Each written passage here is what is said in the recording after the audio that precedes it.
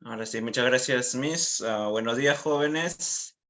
Bienvenidos a una nueva clase de literatura, ¿no? En este año 2020 que está demostrando no ser ser un día para el, no ser un día, no, ser un año para el tacho, por siendo amable, ¿no? ¿No? Nietzsche lo ha conseguido, ¿no? Dios ha muerto, ¿no? Dios ha muerto, ¿no? Era un dios bastante polémico, con una vida personal bastante ajetreada, pero que dejó sus actos para el recuerdo. No, ahí está. ¿Qué tal añito este? Realmente. Buenas tardes. No, Maradona, pues, no, Maradona, el dios. No, en Nápoles, en Argentina es Dios, ¿no? Más grande que Messi es. Justamente, ¿no sabía?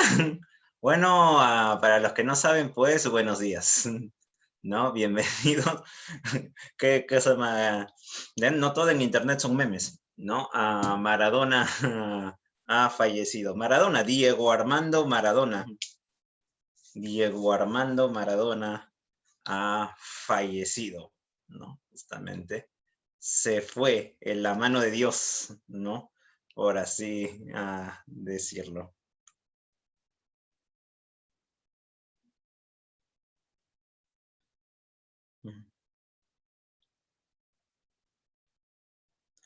¿No? Ahí está, Maradona se fue. ¿Qué se puede hacer, no? Justamente.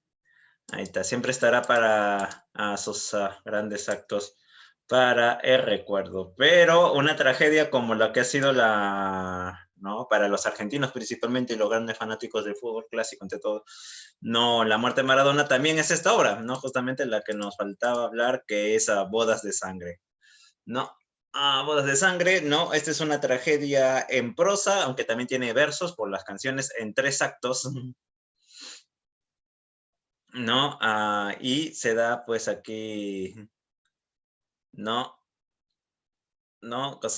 El llanto, ¿no? Justamente y aquí tenemos el desarrollo de estos acontecimientos que no suceden en Argentina, sino que suceden en Italia, en España, ¿no? En la región de Andalucía, donde se encuentra pues aquí un joven llamado Novio, ¿no? Un joven llamado Novio, ¿no? Obviamente que le pide prestada, antes de salir de su hogar, le pide prestado un arma, no un cuchillo, a su madre, que se llama Madre. Y ella se lo entrega diciendo, malditos sean los cuchillos y aquel que los haya inventado, ¿no?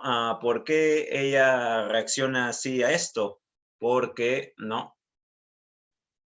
No, su esposo y cuatro de sus cinco hijos murieron en una pelea, una reyerta a navajazos con una familia rival. Así que ella se había puesto despreciativa con los cuchillos y sobreprotectora con quien era pues su único hijo, el único miembro de su familia que le quedaba, ¿no? A navajazos, así como en pelea de chacaloneros. Entonces, aquí Kasama, antes de retirarse, dice, nomás solamente es para recoger, ¿no? Pues, recoger frutos ahí en el campo, en el campo de cultivo, ¿no? Entonces, ahí antes de partir le dice, también, por cierto, más tarde voy a regresar aquí para presentarte a mi novia, con quien voy a casar, con quien voy a casarme, ¿no? Dice Kasama, ya, tu novia, ¿cómo se llama? Novia. ¿No? Ya, todo normal. Entonces luego, ¿no? Una vez que se retira el hijo, ¿no? Como toda buena madre, va a chismosear con la vecina, que se llama vecina. Le pide comentarios sobre si conoce a la novia, ¿no? Y él dice que sí, que es una buena muchacha, todo tranquilo, todo bacán, ¿no? Pero, ¿no? Que el viejo se juega con su padre, tierras un tanto lejanas, pero que su hijo puede trabajar bien, ¿no? Pero, le menciona de que él, ¿no? Le menciona que ella ya tuvo una relación antes y dice, sí, ¿con quién? Con Leonardo Félix. Y ahí la madre explota. No puede ser, mi hijo no se va a meter con una cualquiera, con una barata, con esa. No, no, no, no, no. ¿Por qué? Porque Leonardo Félix era de la familia que había ocasionado la desgracia que afectó tanto a la madre. Pero la vecina dice, no, no, no se preocupe, que esos no. Ellos terminaron su relación, terminaron muy mal, ¿no? No, cosa más podría deberse, pues, justamente, ¿no? Eso se debe, pues, porque cosa más, pues, tuvieron sus diferencias de temperamento, principalmente con Leonardo, pues no te preocupes, eso ya es agua bajo el puente, no hay nada acá, no, no hay nada malo que pueda hacer. La madre ya, bueno, se convence, ¿no? Pero bueno, donde fuego hubo, ¿no? Entonces, aquí luego pasamos a la casa de una mujer, que se llama Mujer, que tiene a su bebé en brazos, que asumo yo se llamará bebé, ¿no? Y sus brazos también supongo se llamarán brazos, ¿no? No creo que tengan un nombre propio, ¿no? Entonces, aquí estando aquí el niño, ¿no? Cosa la mujer con los brazos, ingresa Leonardo, ¿no? Cosa más, ingresa Leonardo y dice, amor, ¿cómo estás? Sí, sí, sí, sí, sí, bien, bien, bien, con la comida, comida, comida, tengo que ir a trabajar rápido. ¿No? Ahí al campo, ¿no? La mujer le, cosa más, le lleva la comida, él va comiendo y dice, ¿sabes qué? Tengo una noticia interesante que darte. Él dice, sí, sí, sí, chévere, bacán, bacán, bacán, bacán, ¿no? Sí, sí, sí, cosa más, ella dice, mi prima se va a casar. ¿Qué? Sí, mi prima se va a casar. ¿Cómo? ¿Qué? ¿Cómo? ¿Cuándo? ¿Dónde? Dentro de unos cuantos días. ¿Qué? ¿Cómo no me pensado? ¿Cuándo no va a suceder eso? Pero ¿por qué reaccionas así? ¿Qué pasa? ¿No? Yo, nada, nada, no, no, no, no, no, no es que yo, Kosama, no es que todavía piense en ella, no es que todavía sienta el aroma de sus cabellos en mi mente, no es que extrañe el calor de su piel o el sabor de sus labios o el tener su cuerpo alrededor de mis brazos, no, no, no, no, no, no, no, no, no pasa, no, no, no, no pasa, no, no. Pero en cosa está bien, sí, te digo que estoy bien, te digo que estoy bien. No, cosa más, los gritos despiertan al niño, ¿no? Y la pobre mujer tenía que estar tratando de volver a calmar al nene.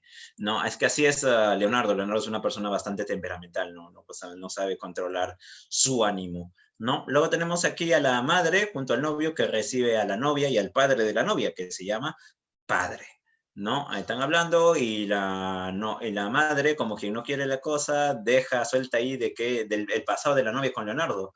La novia le responde, sí, yo estuve con Leonardo, pero él era una persona bastante violenta, bastante temperamental, tempestuosa, fogosa, intensa, bastante...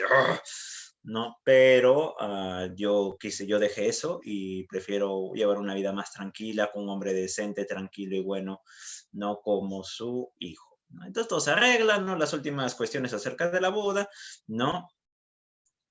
Y normal. Luego tenemos ahí en la noche, la novia está en su habitación durmiendo cuando tocan la puerta, ¿no? Abre ella, ingresa su criada, que se llama criada, ¿no? Ella le dice, señora, señora, cosa un hombre la está espiando desde la ventana de su habitación. ¿Qué? ¿Cómo? Sí, sí, señora, vaya a ver, ¿no? Ella sale a ver y justamente sí, a través de la distancia en medio de la noche y bajo la intensa lluvia se ve a un jinete, ¿no? Perdiéndose entre los montes. Luego aquí tenemos a la mujer en su casa y en plena noche con el bebé en brazos cuando ingresa Leonardo todo empapado, ¿no? Dice, no, hey, hey, Leonardo, ¿dónde has estado? No, no, yo he tenido que ir a ver algunas cosas del campo. ¿A esta hora? ¿En el medio de la lluvia? Sí, sí, sí, sí. ¿Cómo ha sido? Me llevó al caballo. ¿El caballo? ¿Nuestro caballo que se llama caballo? No, va a verlo. Pero está medio muerto de cansancio. ¿Cómo lo ha pasado? De verdad, dime qué está haciendo, ¿no? Y Leonardo, tú cállate, déjame en paz, ¿no? La pobre muchacha, ¿no? Tratando de dormir otra vez, calmar al niño, ¿no? Que los gritos de Leonardo habían levantado, ¿no? Pasando días, llega el día de la boda. El día de la boda, y como esta tradición se lleva ¿no? El novio y los invitados se reúnen en la casa, en su casa, ¿no? Y ellos van hasta la casa de la novia para recogerla, para sacarla, y luego le llevan a la iglesia donde se da la ceremonia. Todo finaliza en la casa del novio, ¿no? En la recepción. Así que obviamente, ¿quién es el primero que llega a la casa de la novia ese día, el día de su boda? Pues exactamente Leonardo. Leonardo se adelanta a todos, va, toca la puerta, ¿no? Abre la criada, le dice, ¿tú qué haces aquí? Sal acá, cochinada, ¿no? Va hasta la habitación de la novia que se estaba cambiando, todavía estaba en su ropa de noche, ¿no?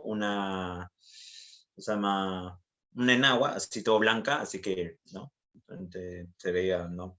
Era traslúcida, ¿no? Ella se levanta, ¿tú qué haces aquí? Y ella dice, yo he venido a felicitarte por tu boda. Espero que seas feliz al lado de ese hombre. ¿No? Ella le responde, no, no, no, no, tú no has venido para eso, tú has venido a recuperarme. ¿Qué? No, no, no, no, sí, sí, sí, tú quieres recuperarme, quieres recuperar tu lado, pero no, yo estoy cansada de ti, de tus celos, de tu ímpetu, de tu fogosidad, de tu lujuria. Lárgate, no quieres recuperarme.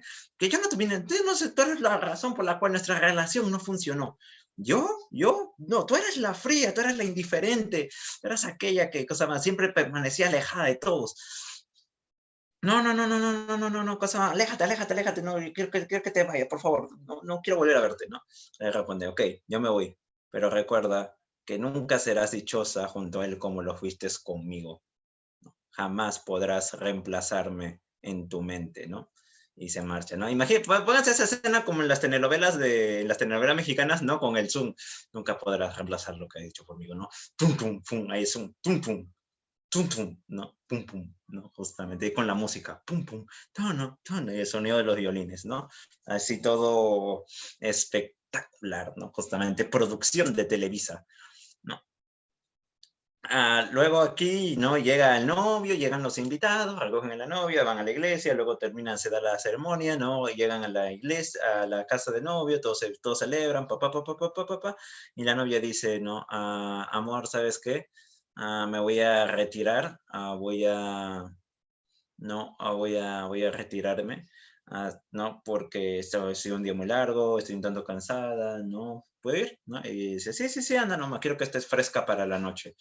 No, eso literalmente lo dice Laura, yo no estoy inventando eso, realmente así. Recuerden, ¿no? La casada infiel, ¿no? El erotismo es una constante importante dentro de la obra de García Lorca. No, así que va todo tranquilo y después la novia empieza a decirse, no, la madre empieza a decir, no, ¿dónde está la novia? ¿Cómo no puede estar celebrando el mismo día su boda? No, ¿dónde está la novia? Todos se preguntan, ¿dónde está la novia? ¿Dónde está la novia? ¿No? Y luego ingresa a la sala gritando la mujer, ¿no? Han huido, Leonardo y la novia han huido. Y salen todos de la casa y ven pues ahí a la distancia, lomo de caballo, la novia y Leonardo galopando lejos, ¿no? Así que el novio hace lo que todo buen gitano hace, ¿no? Agarra cuchillo, agarra pistola, se sube a su corcel y junto con su gente sale en su cacería, en su persecución, ¿no? Y cuando digo cacería, no, no es un decir nada más, lo estoy diciendo de verdad, así, es una cacería, ¿no? Justamente, esto parece Pasión de Gavilanes, supongo, ¿no? Entonces, aquí luego aparecen ya en la noche tres leñadores que están conversando sobre, ¿no? La huida la huida de los fugitivos, ¿no? Y cómo el novio está dándoles alcance. Aquí aparece una mendiga de azul que representa la luna y ella guía el camino, ¿no? Justamente ella ilumina, ¿no? El camino donde se encuentran los amantes. Por eso es símbolo la luna tanto del erotismo como de la muerte, porque no señala a los amantes, ¿no? Cuya pasión los ha llevado a cometer este acto, y también pues va a ser quien guíe al novio a su encuentro y a su desenlace, ¿no? Entonces, aquí se están huyendo, el Leonardo está llevándose a la fuerza a la novia, agarrándola del brazo y dice, no, por favor, aléjate, déjame ir. No, no, muy tarde, por favor, ¿por qué me has secuestrado? Y dice, espera, ¿yo te he secuestrado? ¿No? ¿Quién abrió la ventana de su habitación? ¿Quién salió de su habitación, preparó el caballo, se subió en él y me rogó que la llevara? ¿No? Ahí así, tienes razón, soy yo. Así que siguen con su camino, pero ya el novio les da alcance. La novia se esconde, ¿no? En medio de unos matorrales. Leonardo y el novio sacan sus cuchillos y los afilan contra el pasto, ¿no? Así, sale chispas y todo. ¿No? Empieza la gresca, no se representa la pelea, pero ambos terminan muertos. Ambos terminan muertos. Luego pasamos aquí a la casa de la madre, donde se está dando el velorio. Los vecinos lloran, por eso es el coro griego, ellos representan el coro griego, pero no llora la madre. La madre está como apagada, como muerta por dentro, no hay vida en sus ojos. cuando aparece la novia en su vestido de, ¿no? de boda, ¿no? Ella se acerca a la madre, le dice, señora, y ella se levanta y le dice, no, tú, ¿qué haces aquí? Basura, desgraciada, ¿cómo te atreves a venir? ¿Cómo no sé, cómo no te lanzo y te rompo el cuello, desgraciada? A lo cual ella dice, para eso he venido, señora. ¿No? Se arrodilla ante la madre, se rompe su vestido, ¿no? Que le cubría hasta el cuello, ¡fua! Hasta la altura del pecho. Y le dice, ¿sabe qué? Por favor, cosa, máteme, ahórqueme, golpéeme, meta un cuchillazo, arránqueme la garganta a mordiscones, no me importa, pero por favor, máteme, ya no puedo continuar con esto, ¿no? ¿No? Y la madre le dice, no, no voy a hacer eso. Tu muerte no le devolverá la vida a mi hijo. Además, quiero que cuando pases por la calle, la gente te señale, ni te diga, no, ahí va aquella que ha causado la desgracia, ¿no? La muerte de aquellos dos jóvenes y la desgracia de aquella mujer, ¿no? Y la novia le dice, entonces señora, ¿puedo dormir yo, puedo llorar al costado suyo? Dice, tú haz lo que quieras, ¿no? Ambas se ponen juntas y empiezan a llorar por los hombres que han perdido, ¿no? Entonces, ¿no? Ahí está, bueno, bien dicho Kevin, su castigo no es morir, sino vivir sufriendo. Exactamente, ¿no? Y ese es el final de Bodas de Sangre, ¿no? Aquí tenemos esa lucha entre el amor casto, el amor, ¿no? De matrimonio leal y la pasión, la lujuria amorosa, ¿no? Solamente la violencia, la muerte que lo arrebata todo, ¿no? Y lo que es la mujer contra los códigos sociales, ¿no? Porque estas dos mujeres en realidad son bastante unidas, tienen mucho en común. Ambas van a pasar el resto de su vida en soledad, en miseria, han sufrido la desgracia, ¿no? Una ha perdido toda su familia, otra ha perdido a los dos hombres que amaba, ¿no? Entonces las une en realidad el sufrimiento, pero obviamente no, lo que llevó a ello pues debe ser pues, eliminado. Ambas sufrirán, ¿no? Básicamente. No, es que aquí el punto, acá están un poco malinterpretando la cuestión. Acá lo que quiere señalar, no, a García Lorca no es, eso le pasa por Candy o alguna cosa así. No, no, no, no, no, no, no, cosa más. No, lo que aquí es la pugna entre lo que es, lo que debe ser la mujer bajo los códigos sociales, ¿no? Pues, o sea, una ama de casa, leal, fiel, y lo que es la pasión, ¿no? La mujer en su individualidad, ¿no? Ese es ahí el punto, ¿no? Justamente ahí que es ¿no? Lo que se llama, lo que se espera que sea una mujer contra lo que realmente es una mujer, ¿no? Ese es el punto. Esto me hace recordar esto lo vamos a ver en generación, bueno, no lo vamos a ver en generación 50, pero es de la misma grupo de Ribeiro. Hay un escritor llamado Sebastián Salazar Bondi que escribió un famoso ensayo llamado, ¿no? Lima la Horrible. Lima la Horrible, ¿no? En donde habla sobre cómo Lima, los limeños, la sociedad limeña todavía mantiene una mentalidad propia de la colonia. El filósofo, sí, exactamente, ¿no? Y él decía que la mujer tiene una en Lima y en todas las sociedades de tipo más tradicional tiene esa doble condición. La mujer tiene que ser, Lima, la mujer tiene que ser no sensual, seductora, ¿no? Sexy, ¿no? Y al mismo tiempo tiene que ser la santa, la madre, la santa, ¿no? Y el rostro del hogar. O sea, básicamente tiene que cumplir con esa condición básicamente, ¿no? Ese es el punto. La madre tiene que ser ambas cosas, ¿no? Pues la mujer tiene que ser ambas cosas.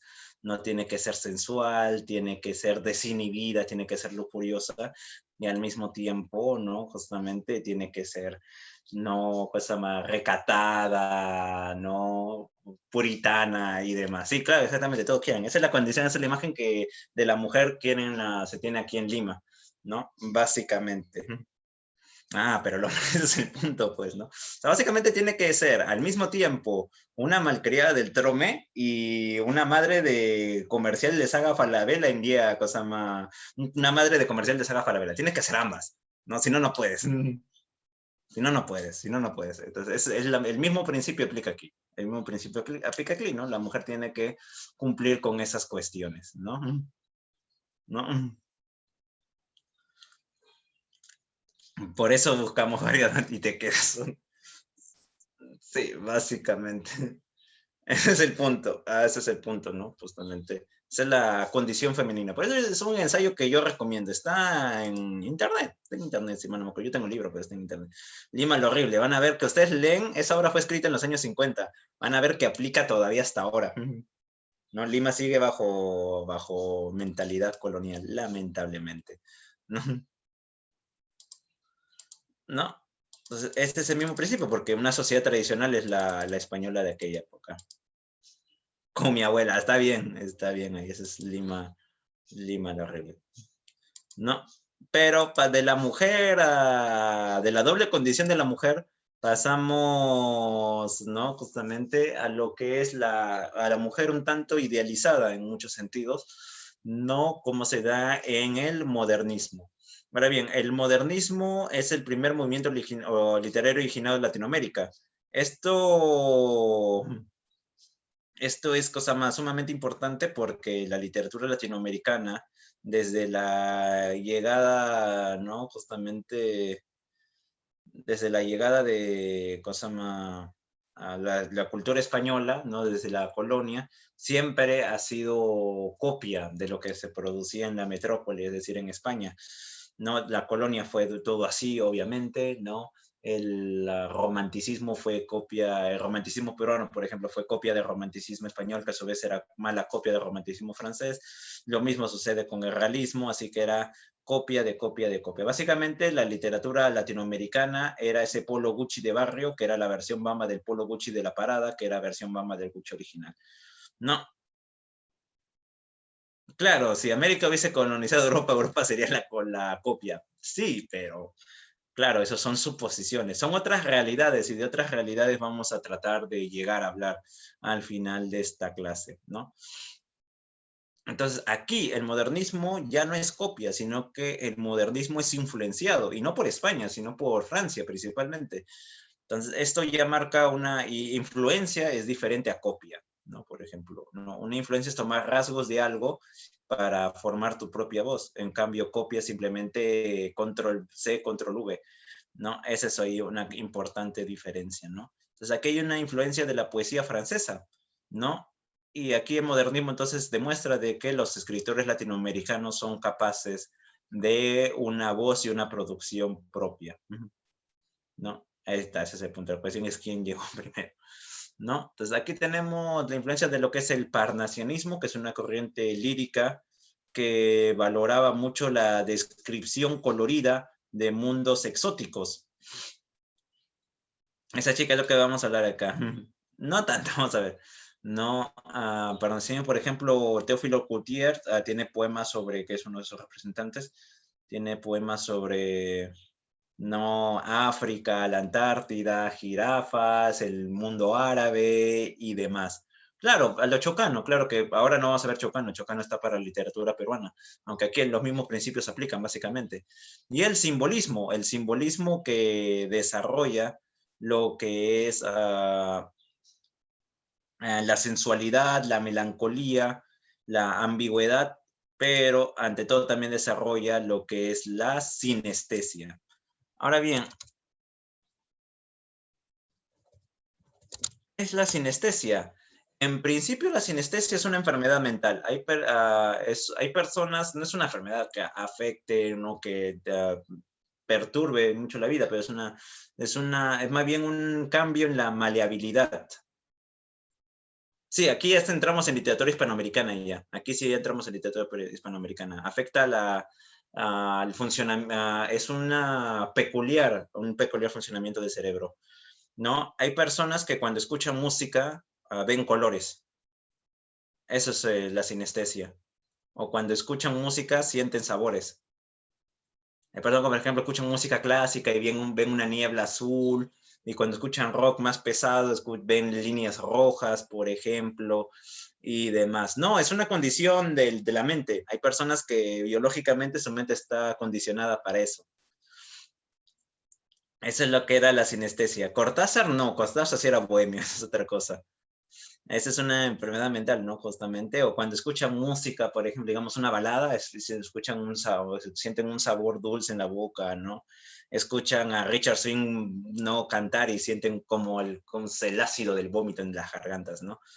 ¿No? Por ejemplo. Entonces, esa es la sinestesia. Y como figura literaria, la sinestesia, uff, metacosería, ¿no? La sinestesia como figura literaria es básicamente eso, la combinación de sentidos, ¿no? Por ejemplo, es oír, ¿no? Tu mirada azul, ¿no? Justamente, otra cosa más, tu agria voz, ¿no? Por ejemplo, tu dulce toque, ¿no? Tu dulce toque, ¿no? Por ejemplo, ¿no? Entonces, ya, visto siento, todavía no me atrevo a ver Chinda Saló, todavía no. Primero quiero leer la novela primero, pero luego es otra cosa, ¿no? Entonces, aquí, eso es lo que es la sinestesia, ¿no? La cosa más, la cuestión de lo cosa más, de los, cosa más, la combinación de los sentidos, todavía lo tengo que buscar. No, atribuirle características humanas a objetos es de, ¿cómo se llama esto? Personificación. Por ejemplo, el día está alegre, las nubes lloran, eso es personificación. Lo que es la sinestesia es combinar a sentidos, como les digo, la melodía azul, ¿no? La melodía azul, melodía, sonido, ¿no? Azul, vista, ¿no? Justamente, es figura literaria, sí. Claro, sinestesia, se llama así, sinestesia, ¿no? Justamente esa es la sinestesia. Entonces, eso es lo que desarrolla el modernismo, ¿no? Justamente esto influye mucho en su principal característica, que es el esteticismo o arte purismo, es decir, el arte por el arte, ¿no? Un poema, porque principalmente eran poetas, tiene que ser bello. Un poema tiene que ser, tiene que cautivar al lector o a quien la lea, a quien lo declame, ¿no? No tiene que tener, expresar sentimientos, no tiene que tener un mensaje social, no tiene que tener una lección moral, no, nada de ello, nada de ello. Un poema tiene que ser bello, un poema tiene que cautivar a las personas, no, ni siquiera como Becker. Becker utiliza un estilo sencillo, no, el poema tiene que ser bello, nada de cosas más, emociones o cuestiones así, eso no importa. ¿Y cómo desarrolla o sea, el poema tiene que ser bello, ¿no? Y por lo tanto ellos consideraban de que el poema también tiene que ser inútil, ¿no? Porque no tenía que tener ningún mensaje, ninguna importancia más allá de su propia belleza. Así como esa pintura que ustedes ven ahí, pues, es una pintura bella, un mundo bastante elegante, bastante refinado, que es lo que vamos a hablar. ¿Y cómo se logra esta belleza? Se desarrolla mediante lo que es el cromatismo, es decir, el uso de colores, colores que evocan emociones. El blanco representa la pureza, el dorado representa la riqueza, igual que la plata, aunque una riqueza menor. El rosado es un amor inocente, es un amor de cachorritos, ¿no? El rojo es un amor intenso, un amor de pitbulls, ¿no? El azul, lavanda, bueno, en lavanda no utiliza mucho el color en pintura, sí, pero en poesía mencionado, no mucho eso. Sí. ¿El azul qué representa?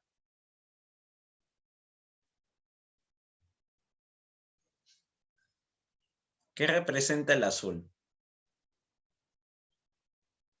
No, confianza, calma, ¿no? Ahí está, muy bien, Ari. No, tristeza. Tristeza. El azul en francés y en inglés, azul son tristeza. Por eso, cuando los que saben inglés, esto es básico, ¿no? Cuando alguien blue no significa azul, significa también tristeza, ¿no? I'm blue no significa estoy azul, significa estoy triste. Estoy triste. I feel blue, ¿no? Por eso ¿cómo se llama? En la película Intensamente, la tristeza es azul. Algo tan básico como esto, ¿no? La tristeza es azul por eso, ¿no? Justamente, y Kasama, el verbo to be. She is blue, ella está blue, la de Kasama, sí.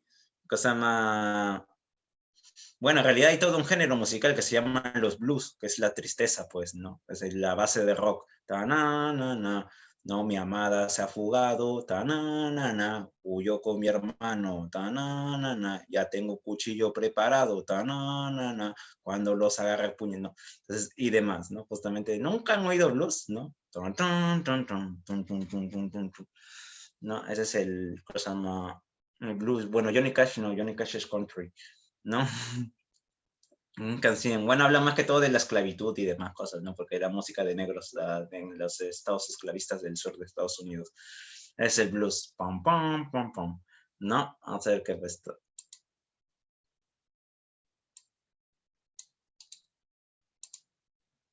¿No?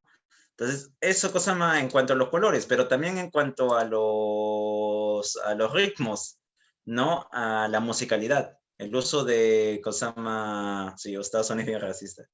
¿No? En lo que es cosa más. ¿Cómo se llama? ¿No?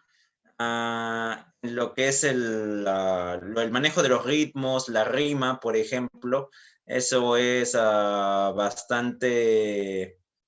cosa se llama? Bastante importante, porque un poema modernista tiene que ser como el buen rap. El rap cuando lo lees, ¿no? Tan, tan, tan, tan, tan, sale el ritmo solo, pa, pa, pa, pa, pa, pa, pa. Uno lo lee y ya tiene ya el ritmo, ¿no? Justamente. Entonces, lo mismo con el poema. Un buen poema modernista no tiene que leerse y siente como que sale la música sola, no se declama con pasión en ese sentido, ¿no? ¿Y qué representa? Justamente ese ambiente preciosista y sensual, ¿no? Claro, llega solo al beat en ese sentido, ¿no? Con ambiente sensual es un ambiente lujoso, lleno de belleza, ¿no? Un ambiente, ¿no? Así como de esas revistas tipo Vogue, tipo Cosmopolitan, ¿no? Tipo lujoso, así, bellísimo, ¿no? Un lugar así, cosa más que genera así chic, elegante, ¿no? Fancy, así como dice, como o sea, aparece en la pintura, como aparece en la pintura, ¿no? Ahí ustedes lo tienen, ¿no? Sí, la revista, no, esas revistas cuestan 10 soles, creo, eso es un almuerzo. Qué elegante ¿no? Ahí todo, ese es un ambiente, pues, un ambiente aristocrático, elegante, de lujos. O sea, imagínense, por ejemplo, la señorita que aparece en pinturas, ¿no? Ahí frente a un salón dorado, con mármol blanco, ¿no? Con un montón de pinturas de marco dorado, comiendo fresas con chantilly, ¿no? Ese tipo de ambientes,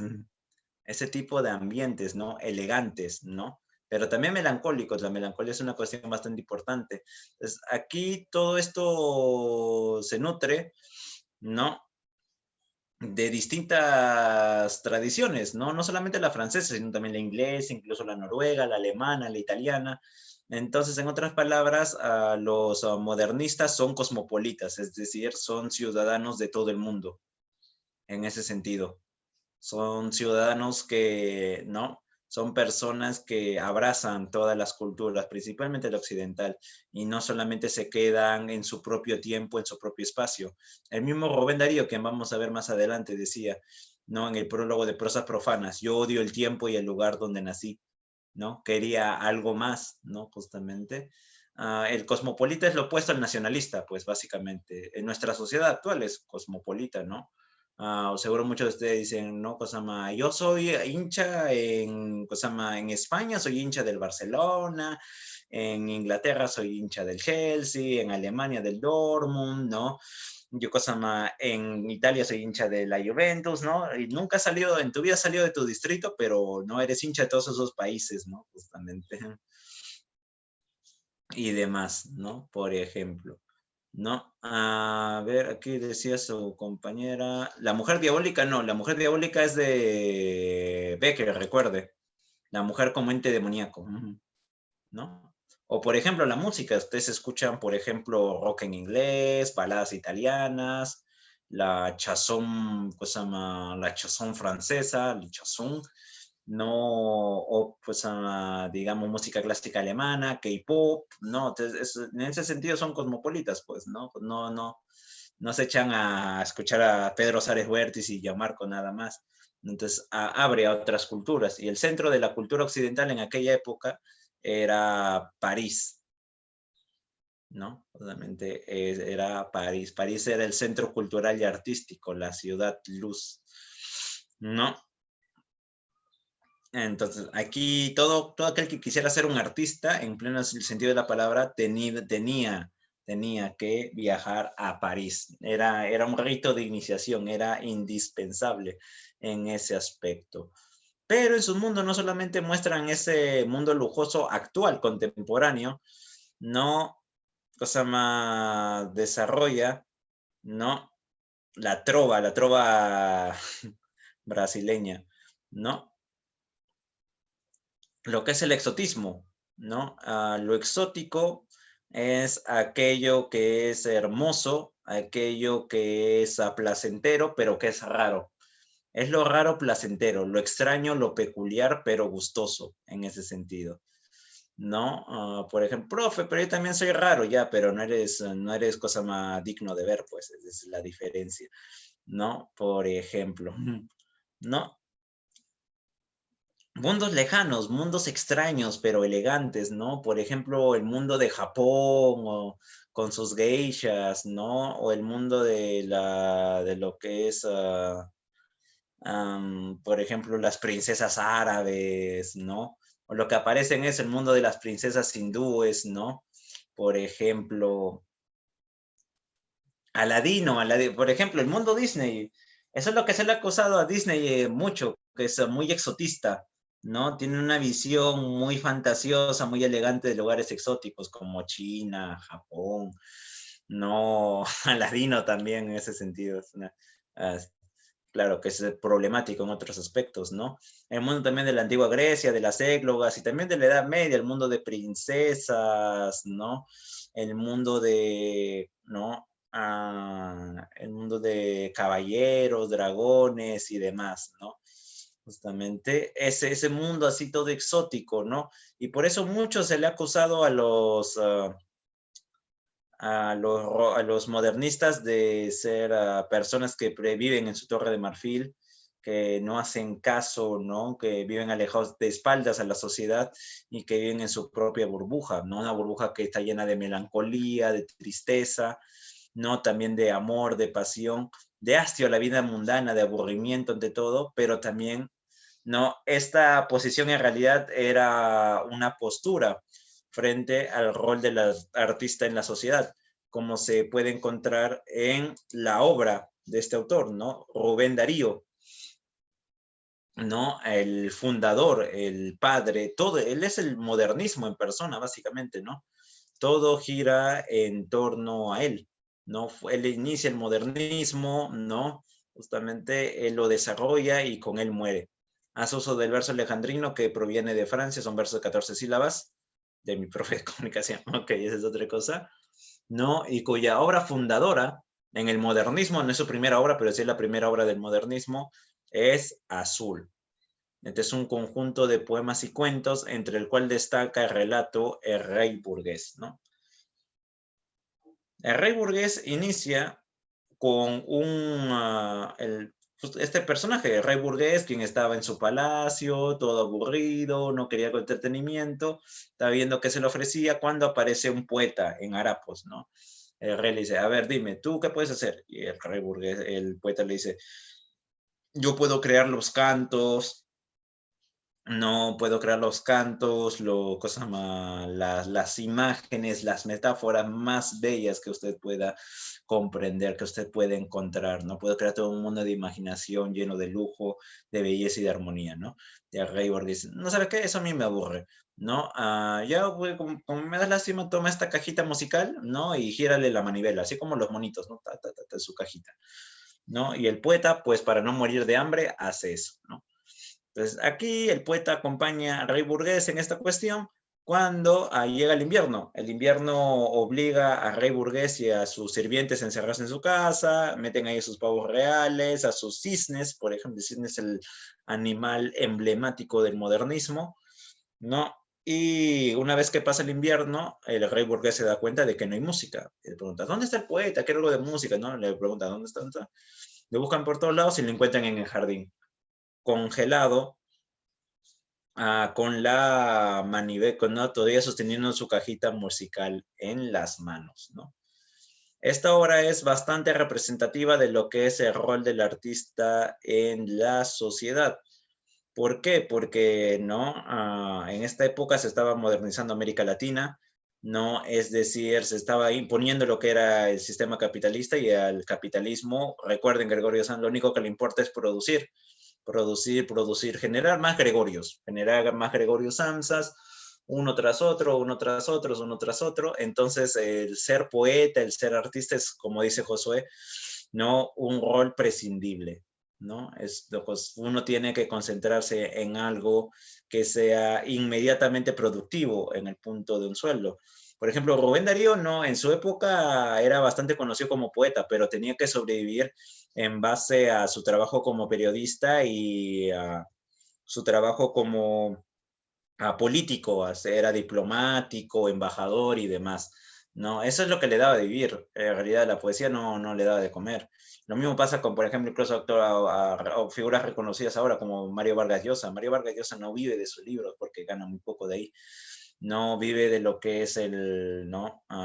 Sus conferencias, su trabajo también de periodista, los dibujantes, claro, todo, pues entonces en ese sentido, por eso decía Ribeiro, ¿no? O sea, Rubén Darío, ¿no? Justamente yo odio el mundo, el tiempo y lugar donde nací, ¿no?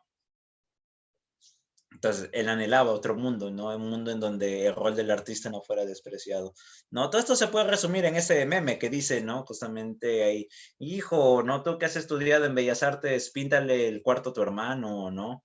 O hija, tú que has estudiado psicología, dime por qué el cuy no quiere comer alfalfa, ¿no? Básicamente, ese es el mundo que se desarrolla, ¿no? Justo tienes que hacer algo, ¿no? Útil, ¿no? Algo técnico, algo práctico. Sí, pues a eso me refiero, a eso me refiero. ¿No? Aunque para ser artista no es necesario estudiar en Bellas Artes. Es una buena formación, pero no es necesario, ¿no? Por si la filosofía, ¿no? Entonces, todo lo que no sea práctico y técnico no es relevante en ese sentido. Y todas estas características se pueden ver incluso más potenciadas en prosas profanas y otros poemas, que su obra más relevante es La Cumbre del Modernismo y donde destaca el poema Sonatina, ¿no? ¿Entendemos? ¿No? Aquí. La princesa del Pataclán, ¿qué es eso? ¿No? La princesa está triste. ¿Qué tendrá la princesa? Los suspiros escapan de su boca de fresa, que ha perdido la risa, que ha perdido el color. La princesa está pálida en su silla de oro. Está mudo el teclado de su clave sonoro, y en un vaso olvidada se desmaya una flor. El jardín puebla el triunfo de los pavos reales. Parlanchina, la dueña dice cosas banales, y vestido de rojo piruetea el bufón. La princesa no ríe, la princesa no siente, la princesa persigue por el cielo de oriente la libélula vaga de una vaga ilusión. ¿Piensa acaso en el príncipe de Volconda de China o en el que ha detenido su carroza argentina para ver de sus ojos la dulzura de luz? ¿O en el rey de las islas de las rosas fragantes? ¿O en el que es soberano de los claros diamantes? ¿O en el dueño orgulloso de las perlas de Hormuz? Ay, la pobre princesa de la boca de rosa.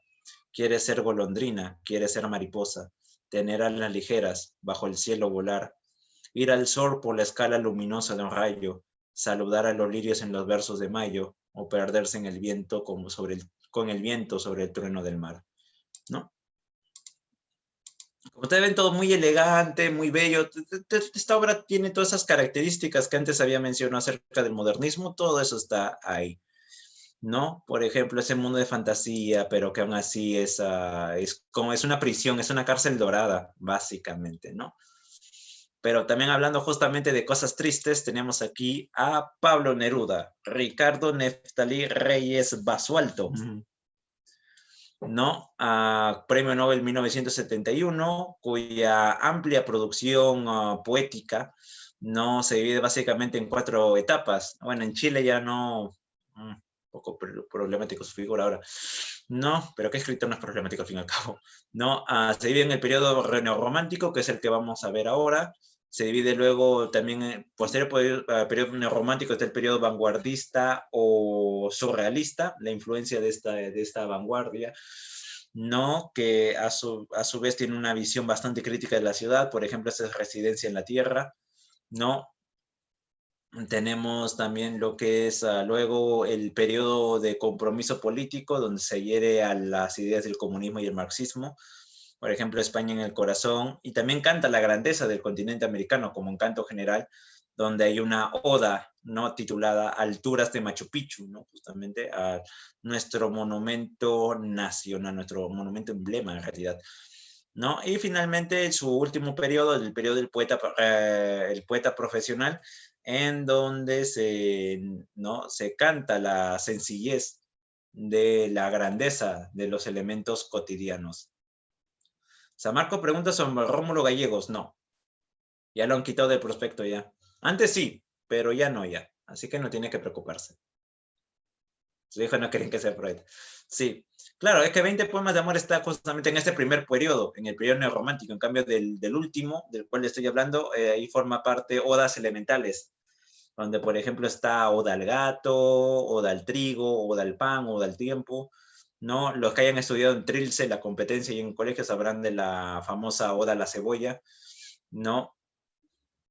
Por ejemplo, ¿no? Ahí tenemos ahí todos esos elementos, ¿no? Pero la más famosa, ¿no? Justamente es esta primera etapa, ¿no? Donde aparece la figura de la mujer como análoga, como metáfora unida a lo que es la naturaleza. Y eso se ve en las primeras líneas de sus famosos 20 poemas de amor y una canción desesperada, ¿no? En el primer poema, ¿no?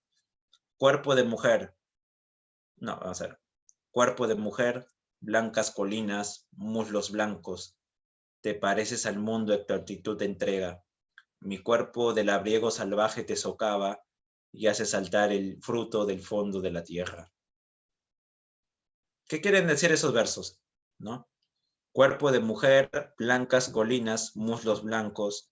Te pareces al mundo en tu actitud de entrega. Mi cuerpo de labriego salvaje te socava y hace saltar el fruto del fondo de la tierra.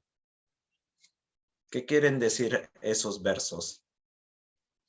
Claro, blancas colinas, ¿no? Blancas colinas, ¿no? ¿Cuál es el labriego? Claro, no solamente describe su cuerpo, sino describe algo más, ¿no? El labriego es el campesino. El campesino lo que hace es cosa más, abre el surco en la tierra, ¿no? Planta su semilla y, ¿no? Genera ahí el cultivo, la fruta, la vida, ¿no? Entonces, ¿no? Ahí está bastante claro lo que es esto. Este es en el poema 1. Este es en el poema 1. Pero de aquí saltamos al poema 20, ¿no? Donde también aparece la figura de la naturaleza y los elementos de la naturaleza, pero bajo otro aspecto, ¿no? Puedo escribir los versos más tristes esta noche.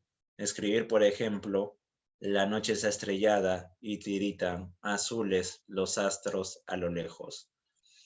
El viento de la noche gira en el cielo y canta. Puedo escribir los versos más tristes esta noche. Yo la quise y a veces ella también me quiso. En las noches como esta la tuve entre mis brazos, la besé tantas veces bajo el cielo infinito. Ella me quiso, a veces yo también la quería.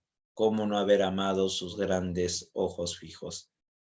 Puedo escribir los versos más tristes esta noche, pensar que no la tengo, sentir que la he perdido. Oír la noche inmensa, más inmensa sin ella, y el verso cae al alma como el pasto el rocío. ¿No? Entonces, aquí este poema, ¿qué representa? Pues básicamente la naturaleza aquí expresa el dolor del poeta, ¿no? Que ha perdido a su amada, que está en la completa soledad, ¿no? No, la noche es estrellada, la noche inmensa, más inmensa sin ella, el verso cae el alma como el pasto rocío. No, por favor, sí, por favor lloren después, primero atentos, después pueden llorar lo que sea, ¿no? pero por ahora no, aguanten, no, un momento. Y ya luego destapan ¿no? Abren los caños que son sus ojos, ¿no? Y hasta me salió una metáfora vanguardista, ¿no?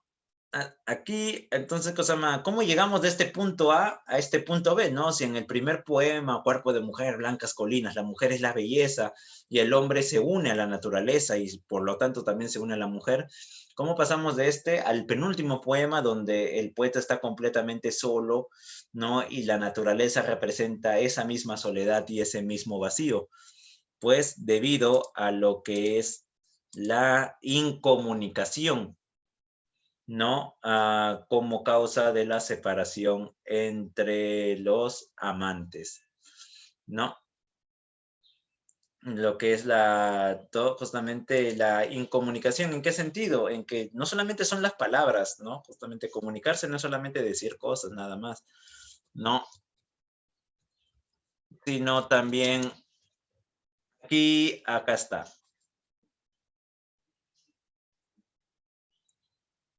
El poema, genial, me sale acá esto de acá. Ahí está.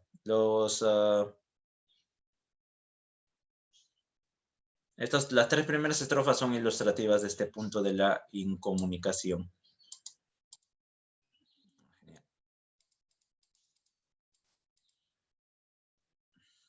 Así no me lo dejo ya. Me gustas cuando callas porque estás como ausente y me oyes desde lejos y mi voz no te toca. Parece que los ojos se te hubieran volado y parece que un beso te cerrara la boca. Como todas las cosas están llenas de mi alma, emerge de las cosas, llena del alma mía. Mariposa de sueño, te pareces a mi alma y te pareces a la palabra melancolía. Me gustas cuando callas y estás como distante y te estás como quejándote, mariposa en arrullo, y me oyes desde lejos y mi voz no te alcanza. Déjame que me calle con el silencio tuyo. No. Hasta ese punto, ¿no? Porque comunicarse, como les digo, no es solamente decir palabras. No, profe, yo y mi pareja no estamos bien comunicados. Todos los días nos compartimos memes, ¿no? Y videos de TikTok. No, esto no es comunicarse, ¿no? Comunicarse es compartir experiencias, anhelos, deseos, miedos, esperanzas, al punto de que entre ambos se formen un proyecto de vida juntos que pueda darse en un futuro, ya sea inmediato, ya sea cercano. No es a conocer plenamente a la otra persona y poder anticiparse a sus deseos, a sus anhelos o a sus temores, ¿no? Debería tener mi columna en el ojo, en el trome sobre esto, ¿no? Y más que nada deberían cobrar por estas cosas, ¿no? Estas cosas que te son perlas de vida y los estoy diciendo gratis. Debería estar gastando plata con esto. Debería estar ganando plata con esto. No sé qué hago diciéndolo gratis todavía. Debería cobrar yo por esto. Está grabado, Paco. ¿No? Y demás. Utiliza un lenguaje sencillo y cristalino, aunque lleno de metáforas, como ustedes pueden ver, ¿no? Donde se da también la influencia del modernismo y del romanticismo, ¿no? Como estaba claro ahí. La obra representativa, pues, es 20 poemas de amor y una canción desesperada, ¿no? Aunque también su primera obra en realidad es Crepusculario, esta obra, ¿no? Y demás, ¿no? Soltar esas cosas de la vida privada, no, yo puedo mentirles, en realidad estoy divorciado. No. Entonces, aquí, ¿no? Dejamos atrás no, cosa más, ¿qué es eso? No, esta es la nueva narrativa. La canción desesperada ya es lo último, ya. Una canción se supone que es un canto a la naturaleza y a la amada desde la época medieval, pero aquí adquiere un sentido de elegía, de temor. ¿No? Ahí está. Por si acaso, esa es una pintura de Frida Kahlo, por si no conocen, ¿no? A la artista, una famosa artista mexicana, que justamente es muy representativa de esto, ¿no? La nueva narrativa hispanoamericana, sí, la cejona, ¿no? La esposa de Cosama Diego Rivera. Elegía de Roth. De Roth solamente, de Philip Roth solamente tengo Pastoral Americana. Todavía no lo he leído, todavía no. Ahí está la diferencia. Pero bueno, se nos está yendo el tiempo ahora. No, ahora bien, tenemos aquí sus poemas supuestamente. No, es que bueno, también a Edgar Rivera era un. No era el mejor, la mejor persona que digamos. No, no, ahí está. Tenemos la renovación de la narrativa hispanoamericana que asimila las técnicas propias de la vanguardia a lo que es la cultura local, ¿no? Lo que es el monólogo interior, ¿no? Lo que es libre, ¿no? Justamente libre, de venir de los pensamientos, tal y como aparece, ¿no? No, tenemos lo que son los múltiples narradores, lo saben, el flashback, ¿no? El juego con el tiempo, narrar eventos del pasado, el narrador objetivo, aquel que narra los eventos sin explicarlos, las cajas chinas, que son las historias dentro de las historias, ¿no? Y lo que es el dato escondido. ¿Quién mató al esclavo en La ciudad y los perros de Mario Vargas Llosa, ¿no? Por ejemplo. Estos elementos ya lo hemos visto, ¿no? Y esto es la influencia de narradores en su mayoría europeos como Franz Kafka, ¿no? James Joyce, el máximo representante, ¿no? Se me echa el poeta, así, ¿no? James Joyce, el máximo representante de monólogo interior, ¿no? Y William Faulkner, el norteamericano famoso por el uso de los múltiples narradores y de los flashbacks, del juego con el tiempo. Pero aquí los narradores de la nueva narrativa lo llevan a un nuevo nivel. A esto voy, espere un poquito, Claudia. No, se da la incorporación de elementos irracionales. Santuario es una muy buena novela. Es poco increíble que Faulkner diga que era una novela que había escrito por encargo. No, pero bueno, esa es otra cuestión ya. Sanctuary, ¿no? De Faulkner.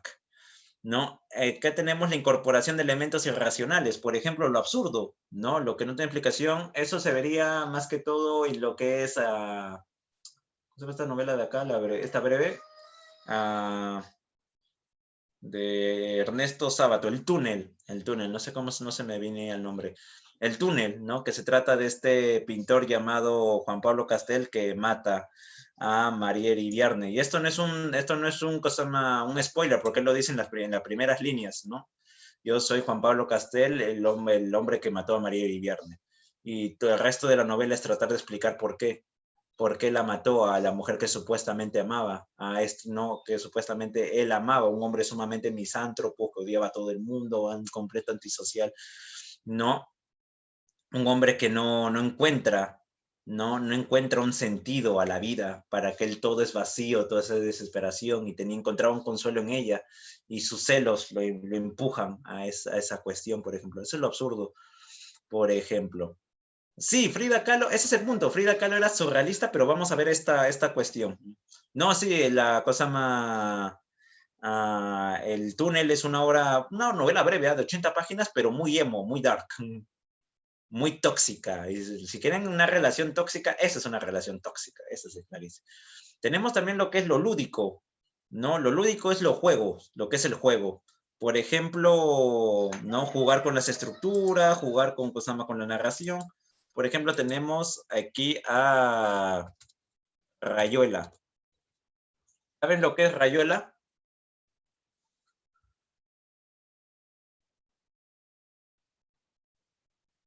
Es un juego, la gran mayoría lo ha jugado de niños.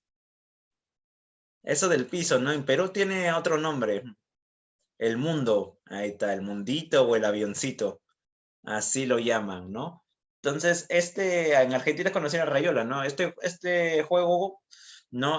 Tú lanzas una piedra y te vas salteando casilleros tras casilleros. Lo mismo pasa con esa novela, ¿no? En su manual de instrucciones se dice de que la novela está dividida en 177 capítulos, la mayoría de una sola página, ¿no? Entonces, tú lo puedes leer así, como normal.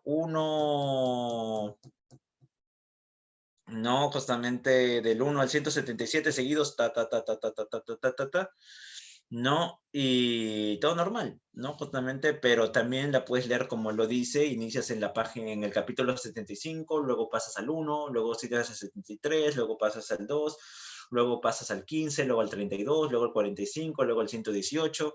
Entonces, ¿no? Se van armando otra novela atrás, cosa más, es que es una antinovela también. No es una novela, son muchas novelas y es una antinovela en ese sentido, ¿no? Porque tú la puedes armar como un rompecabezas, como si fuera cualquier cosa, ¿no? O la puedes leer en el orden que quieras, en realidad, ¿no?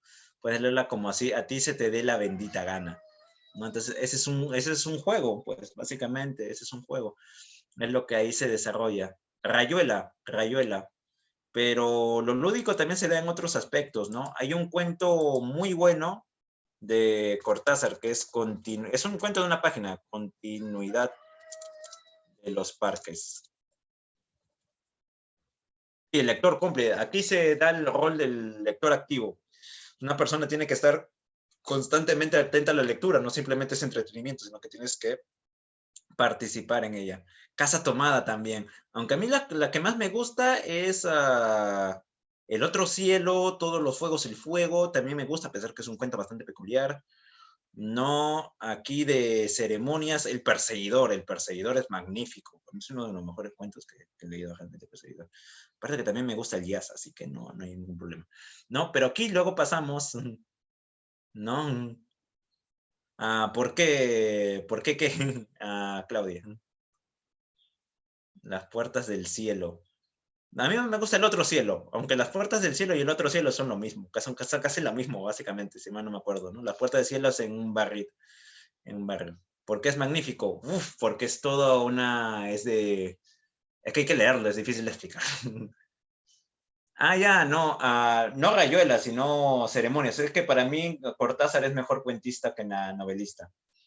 Magnífico. No, es que Kosama tiene una visión bastante única de las cosas, ¿no? Es un hombre que busca, que encuentra la fantasía y encuentra, ¿no? Justamente una vida, ¿no? Cosas, la fantasía en lo cotidiano y crea una realidad paralela a lo cotidiano, ¿no? Eso es lo que choca, ¿no? Final del juego, también final del juego lo tengo por ahí, creo, ya ni me acuerdo ya. ¿No? Pero bueno, pasamos aquí a una característica. El punto es que lo lúdico y lo absurdo son elementos propiamente europeos, ¿no? A pesar de que cosa más, y entonces algo que sí es propiamente latinoamericano y que desarrolla mucho lo que son los narradores de la nueva narrativa es lo mítico. Lo mítico es la explicación sobrenatural de la realidad, es decir, que muchas de las cosas que pasan en la realidad tienen una explicación y una dimensión mágica, una dimensión mítica, una dimensión sobrenatural, ¿no? Y desde una perspectiva racional, estas son simplemente fantasías, no supersticiones, pero para las personas que creen en ello, lo mítico forma parte de la realidad, forma algo no propio de nuestro, no algo propio nuestro, es algo que las personas experimentan, ¿no? Por ejemplo, algo sencillo, algo muy peruano, ¿no? ¿Cuántos de ustedes han sido secuestrados por duendes? ¿A cuántos de ustedes se los ha llevado el duende?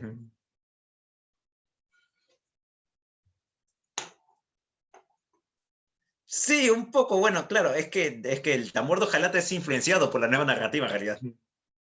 Yo he visto, yo he visto, ¿no? Por ejemplo, ¿ves?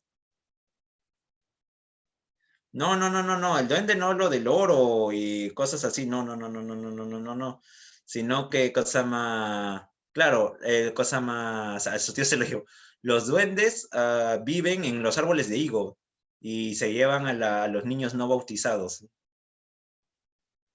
¿ves? Ahí se ve el Muki es el duende de las minas, ¿no? Por ejemplo, entonces es una cuestión es una cuestión, claro, entonces yo soy una persona muy racionalista en ese sentido, ¿no? Yo soy muy escéptico de esas cosas, pero para las personas que creen en eso, incluso que aquí dicen que lo han visto, por ejemplo, ¿no? Por ejemplo, y demás. Entonces, para las personas ahí que lo ven, ¿no? Por ejemplo, yo tampoco quiero el alma de los niños y demás, yo no me bautizo. Para las personas que creen en ellos existen. Es una cuestión, el mito se basa en el sustento en la fe, en la creencia. Por ejemplo, ¿no? En México y también aquí en Perú, ¿no? Cuando una persona muere, ¿no? ¿Cómo logras comunicarte con esa persona de nuevo?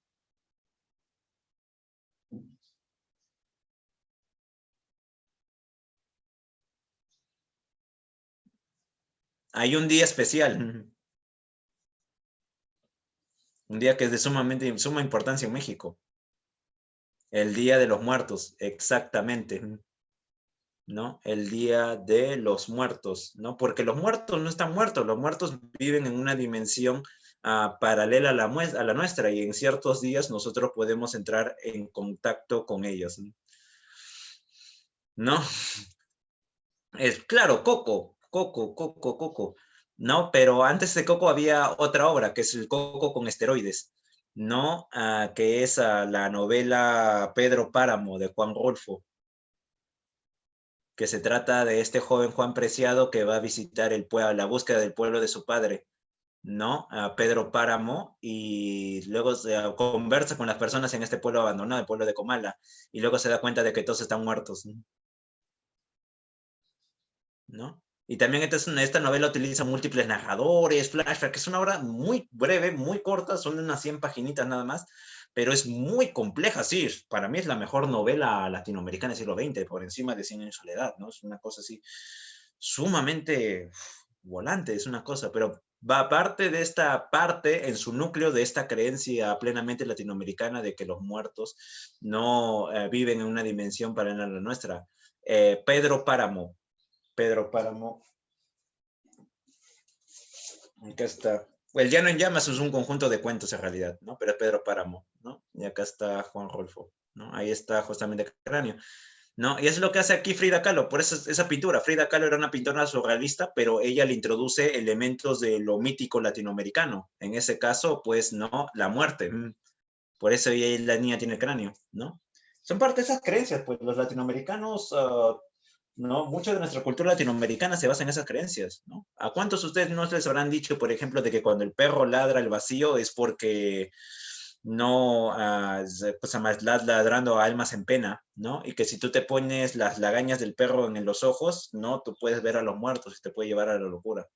Claro, no hagan eso, no hagan eso, ¿no? Si te pones las lagañas del perro en los ojos, lo único que vas a ver es el recibo del médico, no toda la medicina que te vas a tener que comprar por la conjuntivitis, ¿no?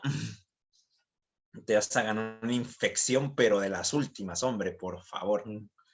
¿No? Eso es lo que te hace ganar. Pero es algo propio latinoamericano, eso es propio, algo propio de la cultura, de nuestra cultura latinoamericana. Y esto, lo mítico, tiene una importancia fundamental en la obra de Alejo Carpentier, en su concepto de lo que es y una monja fantasma, mi profe, y una monja fantasma, ¿en serio?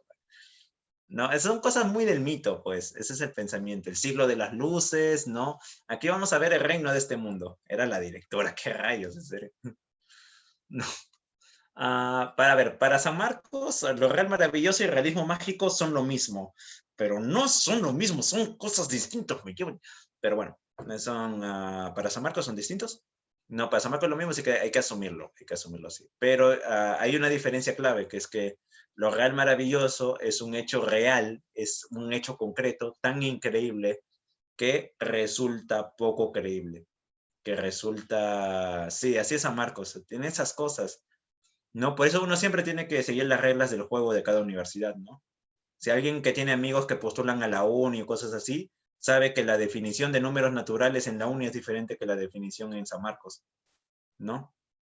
Y en en otras universidades así. Es así. No podemos hacer otra cosa, ¿no? Cada materia. Sí, sí, bueno, profesor de matemática me lo habían comentado, de que la definición de números naturales, solo por el cero, ¿no?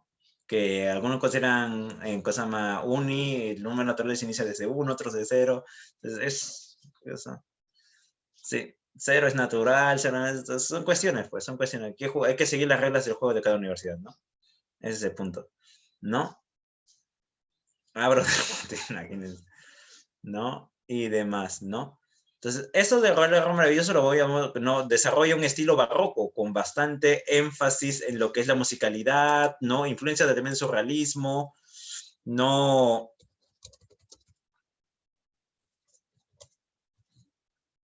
Ahí está, ¿no? Justamente lo que es cosa más, ¿no? El manejo de ritmo, esos sentidos, ¿no? Justamente. ¿No? Y eso se puede ver muy bien en lo que es el reino de este mundo. El reino de este mundo no se da en el contexto de la independencia de Haití. Haití, este país en la isla de República Dominicana, que es el segundo país en lograr su independencia, no después de Estados Unidos. Pero hay algo más importante que eso, ¿no? Que mientras en Estados Unidos y como en el resto de los países, ¿no? En el resto de los países latinoamericanos, no, en el resto de los países latinoamericanos, ¿no? La independencia se logró en base a un liderazgo de criollos, es decir, los europeos nacidos en América, aquellos que estaban por debajo de los europeos plenos, ¿no? En la pirámide social, ¿no? Aquí la independencia de Haití se logró, ¿no? Gracias a lo que es la misma revolución de los esclavos, ¿no? Los mismos esclavos fueron los insurrectos, o sea, desde la base de la pirámide social, ¿no?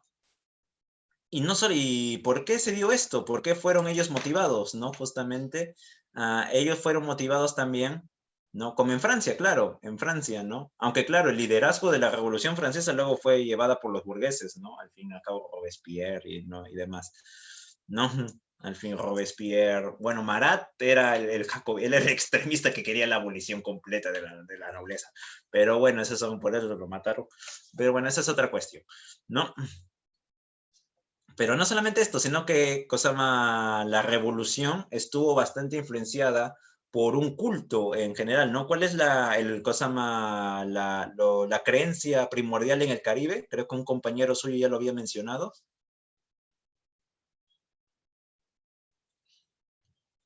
Ahí está, Alejandro, lo había mencionado, ¿no? Sí, el vudú, lo que es el vudú. Y por si acaso, el vudú no es solamente tener un muñeco con el rostro de tu ex y ahí meterle, ¿no?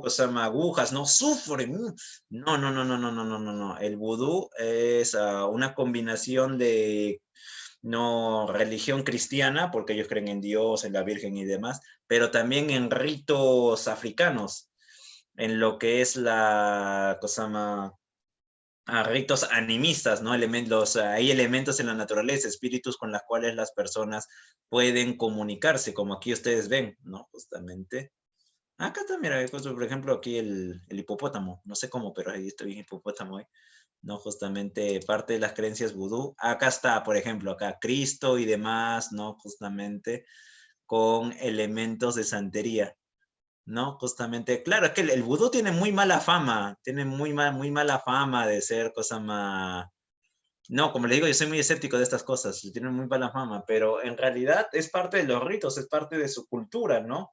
Para todos los que hayan visto esa película de Disney de la princesa y el sapo, que se desarrolla en el sur de Estados Unidos, en New Orleans, ¿no? En Nueva Orleans, por ejemplo, ahí sabrán lo que es el vudú, la convocación de los espíritus, los llamados orishas, ¿no? Justamente y demás. Claro, es que desde la perspectiva cristiana, pues, ¿no? Todo aquello, todo aquello es cosa del demonio, obviamente. El hombre sombra y demás, ¿no? Es que en el sur de Estados Unidos hablan francés, porque hay una fuerte influencia francesa, justamente desde el Caribe, desde Haití, ¿no? Entonces tienen una cultura creole, ¿no?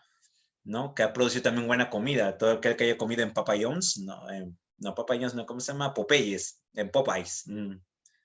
En Popeyes, ¿no? Justamente sabe que esa es comida del sur de Estados Unidos, pues es del sur de Estados Unidos.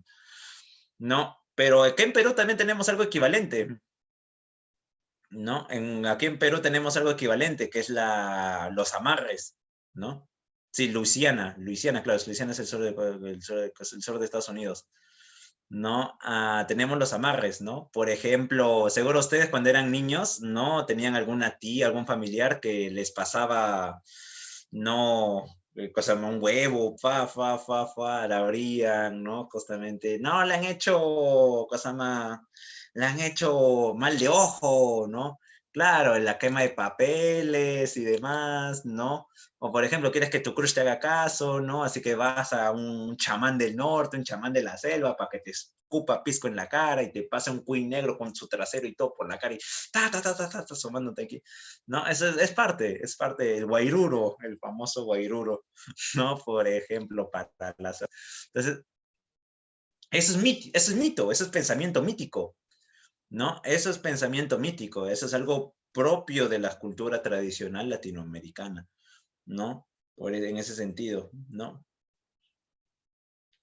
Por ejemplo, es parte de los ritos, es parte de los ritos, es parte de su cultura.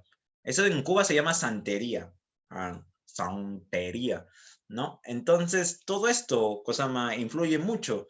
Justamente tenemos el conflicto entre la cultura occidental, que es racionalista, pensante, porque el reino de este mundo se ambienta en lo que es la época de la Ilustración, ¿no? La razón como la luz que elimina las sombras de la ignorancia, tú bien racional, bien escéptico, casi como yo, ¿no? Frente a lo que son las creencias míticas, ¿no? Justamente en este contexto. Y el protagonista de esta obra, la historia se narra desde la perspectiva, aunque no es un narrador en primera persona, sino en tercera, es Tinoel. Tinoel es un esclavo en la hacienda de Leroy de Mendici, no, siempre me confunde ese nombre, quien era pues un hacendado de caña de azúcar, ¿no? Que era lo que producía la isla y era fundamental en la economía francesa. No tenía ahí este hombre, su amante, que era una actriz de tercera categoría, ¿no? Pero que necesitaba un sugar daddy, así que él estaba ahí para ello. Tinoel no rememora estas indecencias, ¿no? Y también rememora pues a Macandal. Macandal había sido un compañero suyo en aquella hacienda, pero cuando estaban moliendo cañas de azúcar, ¿no? Con lo que hayan visto esas carretillas donde se molían, donde se sirven jugo de caña de azúcar, ¿no? Donde se gira una enorme rueda, pasas la caña de azúcar y la rueda choca contra y la aplasta, ¿no? Justamente ve que ahí, así, pero igual, pero grande, enorme, ¿no? Justamente es lo que hacían así en esa hacienda y Macandal ahí, él es el que pierde el brazo porque lo mete ahí, lo atrapa a esta rueda y ¡fua! Le deja destruido hasta esta altura, ¿no? Así que, caballero nomás, no queda de otra, machete, sé valiente y ¡paj! ¿No? Aquí, Macandal queda entonces manco y es destinado al servicio de la casa, ya no en el trabajo en el campo, pero Macandal desaparece. Macandal desaparece, no lo buscan por todos lados porque un negro es un objeto valioso, un negro es un objeto valioso. Recuerda, en esa época un esclavo no es persona, es un objeto, es una mercancía, ¿no?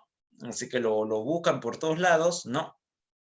Y no lo hayan, pero hay rumores entre los esclavos que afirman que Macandal se ha convertido en un poderoso sacerdote que se ha iniciado en los misterios vudú y que él se reúne con los ancianos y con los matronas en la cocina, pero que no lo pueden hallar porque él se transforma en pez, en ave, en lagartija, en insecto que se arrastran, ¿no?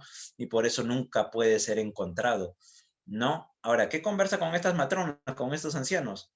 No, las matronas dan la orden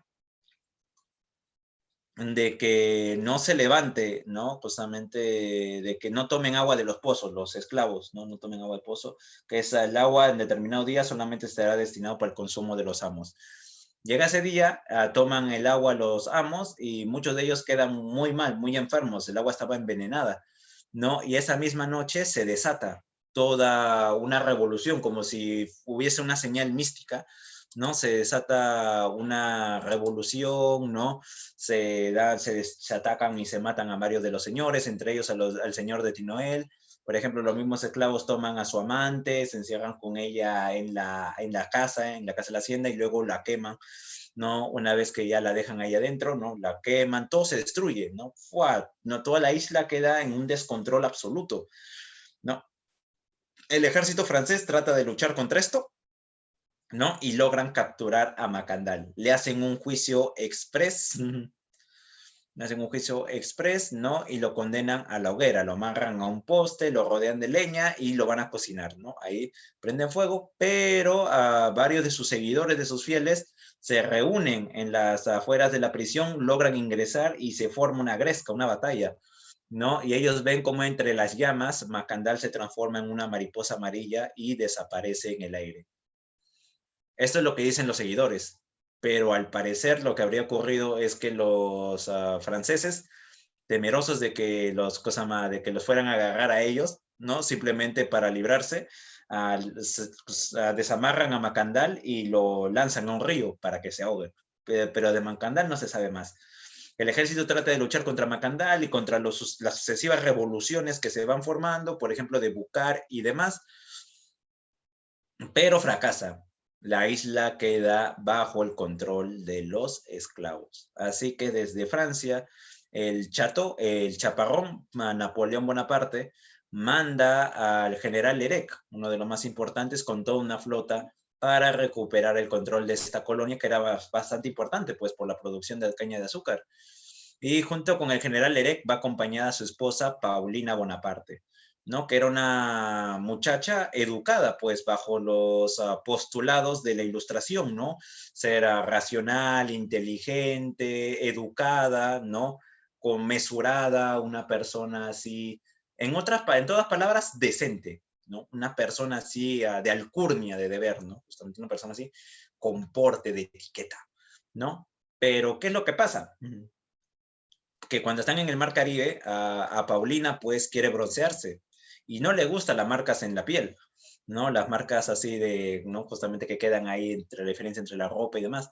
Así que ella decide pues, ¿no? Broncearse de cuerpo completo, ¿no? Y ella así se desnuda en la borda, es decir, ahí en Cosama, en la parte superior del barco donde las personas pasan y los soldados ahí, todos parados ahí, ¿no? No, no, justamente tenía que hacer. Y ella, soldado guapo que veía, soldado que se llevaba, ¿no? Básicamente. Entonces, ahí está, pues, esa doble condición, ¿no? De lo que es la apariencia con lo que es realmente la realidad. Pero pasa la desgracia, que se desata una peste, no sé si de coronavirus, pero se desata una peste en los barcos y mueren varios soldados, ¿no? Entre ellos el general Erek, ¿no? Y Paulina queda en pánico, no porque su esposo haya muerto, que se pudra él, no, porque ella podría morir, y era muy joven, era muy bella, tenía la vida por delante, o sea, que estaba ahí desesperada.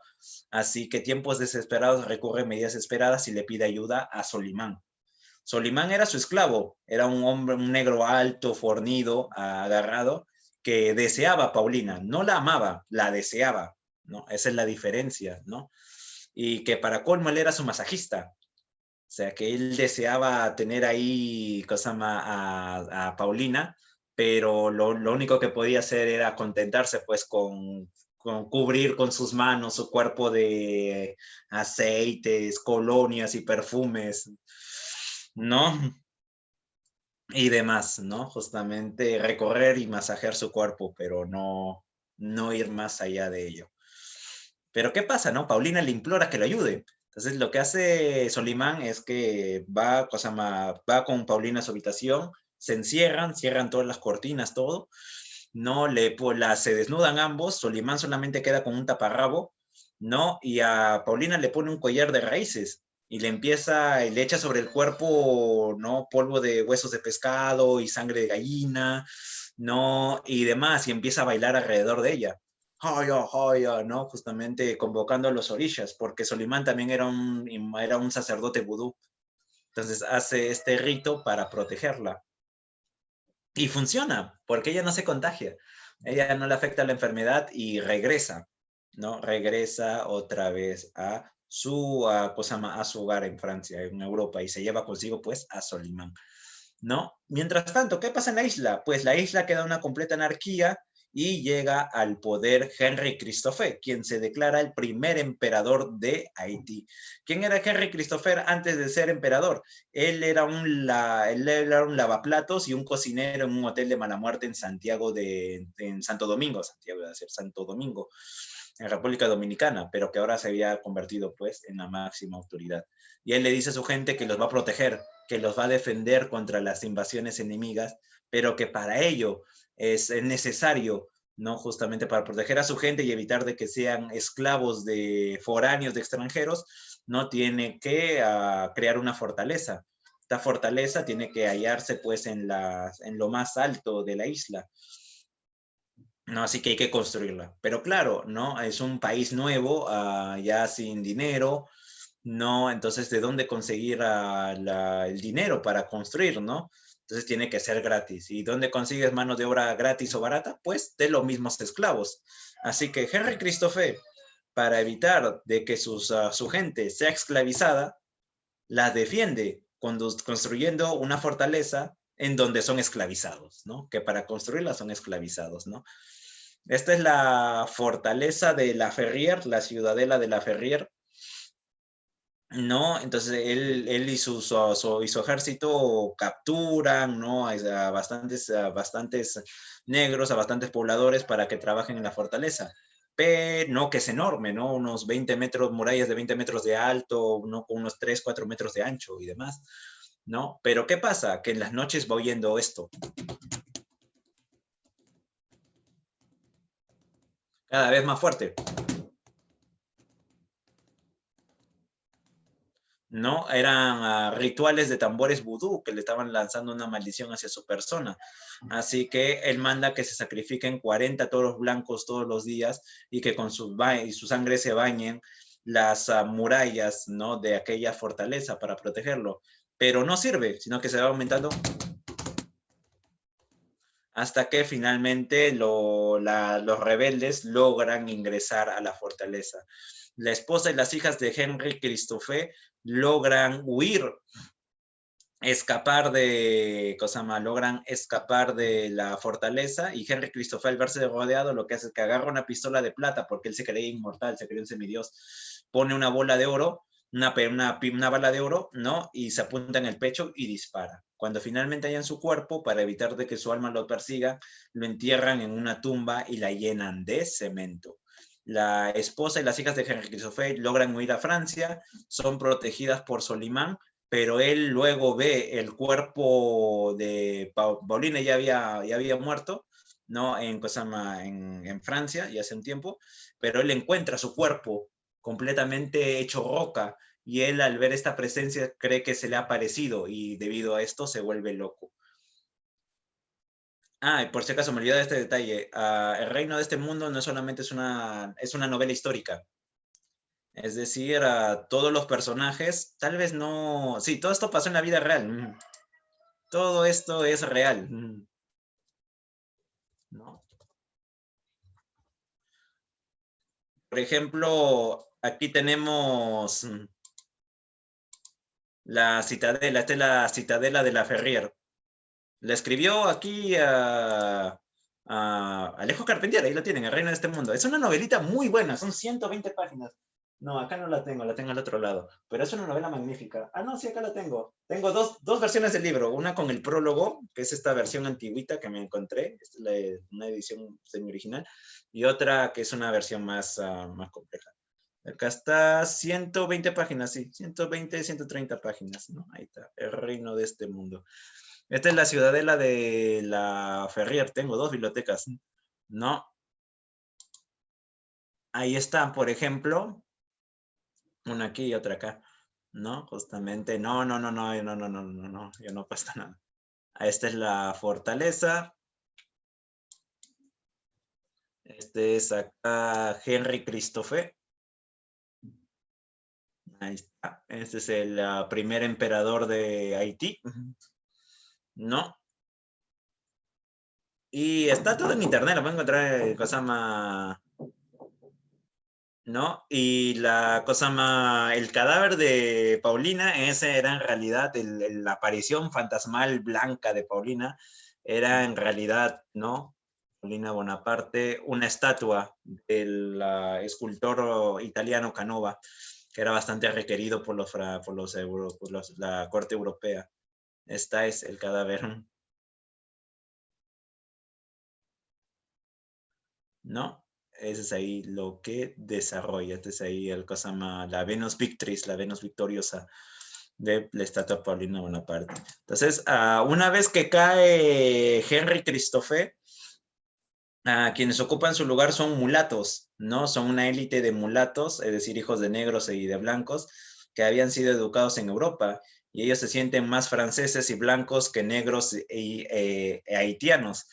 Así que también someten otra vez a la esclavitud a las personas.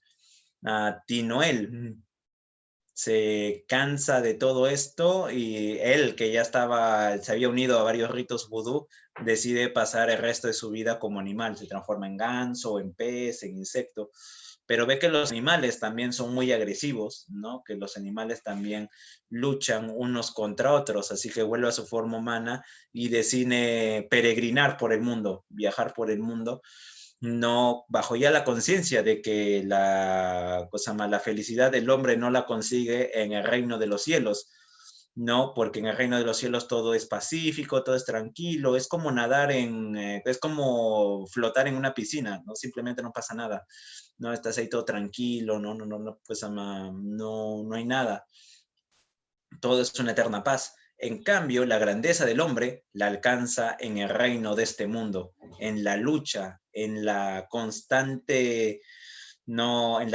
batalla por encontrar el sentido de la vida, en sonreír pese a la miseria y pese al dolor. Ahí es donde el hombre puede alcanzar su verdadera dimensión, ¿no? El hombre mediante la lucha, mediante el combate, mediante la persistencia, puede alcanzar ese hecho. Y con ello, justamente con la partida de Tinoel, es que culmina la novela. ¿No? Esta es una novela histórica. Por mucho tiempo se pensó que era una novela fantástica, pero no, los personajes son reales. De Tinoel se sospecha incluso que era real, pero no se tiene datos. Pokémon. Ahí está. No, es una novela magnífica. A mí me encanta no, Alejo Carpentier. Ahí está, la pueden encontrar. Cosama, la pueden encontrar en Cosama, en internet. En internet debe estar, ¿no? Esas son joyitas, bellezas, ¿no? Una joyita también y una obra muy, muy complicada, aunque esto no la vamos, cosa más, es el reino de este mundo, ¿no? Tenemos aquí a Jorge Luis Borges, quien desarrolla un estilo conciso y preciso, ¿no? Este escritor argentino, ¿no? Que él decía, él es un narrador principalmente, pero él decía de que, ¿no? ¿Para qué escribir una novela de 500 páginas cuando puedes hacer, ¿no? Un resumen de una novela en 50 líneas? ¿No? Él nunca desarrolla novelas, él siempre es ante todo un cuentista, claro, Funes el memorioso, y él desarrolla una cosa, lo que son cuentos fantásticos, pero en vez de cuentos de ogros, de hadas, ¿no? De dragones o cosas así, utiliza una fantasía muy intelectual, una fantasía muy erudita, porque él no leía libros, él los devoraba. A los 8 años ya había leído la Ilíada de la Odisea, a los 12, Cosama ya estaba traduciendo Oscar Wilde, un escritor inglés, al español. Para él el paraíso era una biblioteca infinita, y sus principales lecturas no eran literarias, sus principales lecturas eran filosóficas. Por eso desarrolla un conjunto de profundos temas filosóficos, metafísicos, intelectuales, y sus falsas enciclopedias. Es todo un mundo sumamente complejo.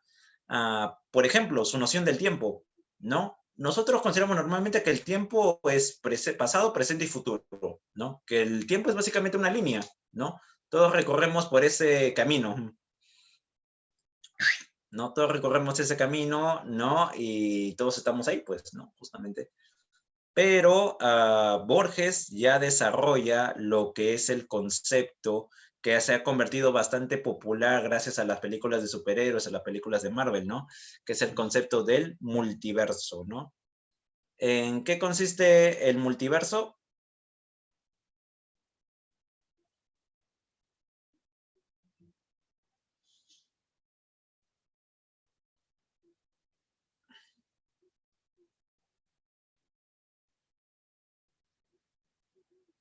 ¿En qué consiste el multiverso?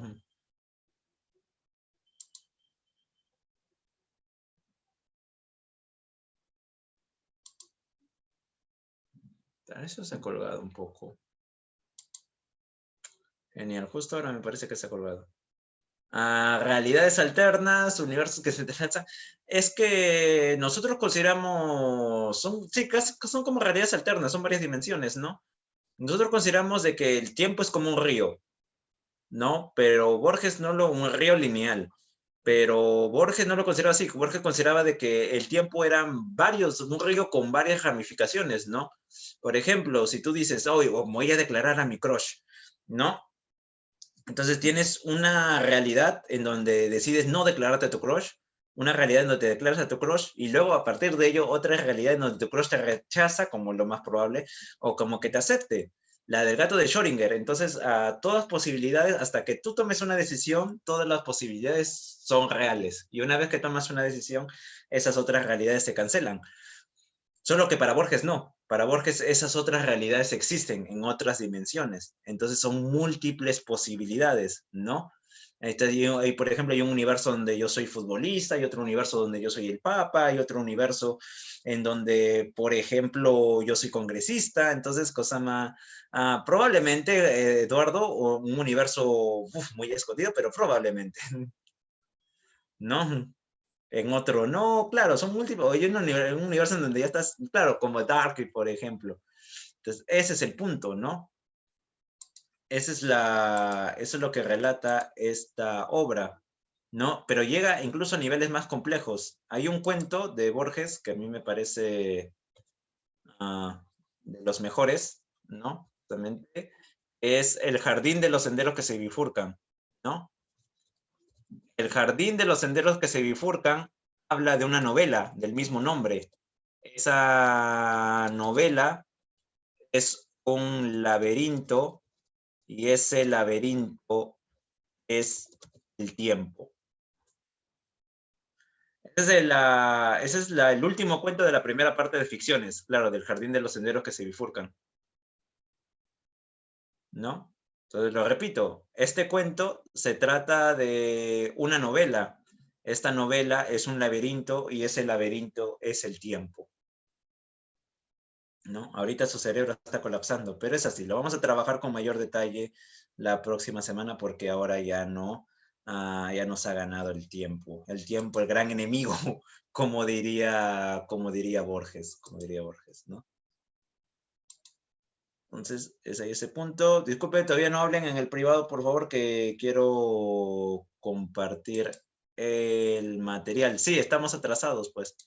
Ese es el problema. Yo quiero, como les he dicho y lo vuelvo a repetir, yo quiero explicar bien las cosas antes que no. Gracias, Eduardo. No, siempre clamando a Steve. No, sí, Stevenson era del favorito de Borges. Stevenson, Cleansey, ¿no? Grande Sagati, ¿no? Justamente. Y Schopenhauer también, en varios sentidos, ¿no? No, Locke, ¿quién más? No me acuerdo quién más. Por ahí tenemos, ¿no? Pero ahí está. Ese es el punto, ¿no? Hasta aquí alguna duda, jóvenes, porque la próxima semana sí les voy a volar la mente con Borges. Borges es una Berkeley, gracias. Berkeley también, Berkeley, Schopenhauer, Nietzsche. Él no, no, bueno, Borges no era más, era más de Schopenhauer que de Nietzsche, ¿eh? Aunque le gustaba esa idea de Nietzsche del eterno retorno, ¿no? Justamente del eterno retorno que todo gira y alrededor. No, ahí sí va a volar la mente, créame, créame, créame.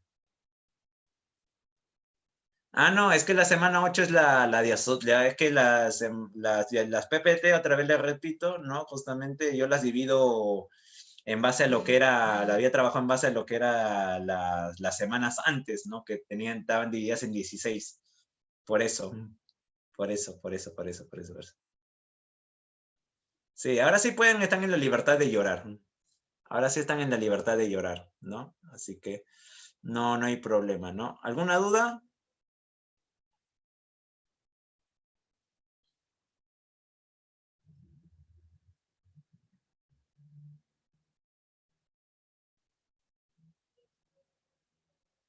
Sí, ya lo sé, murió Maradona, pero ¿qué se puede hacer?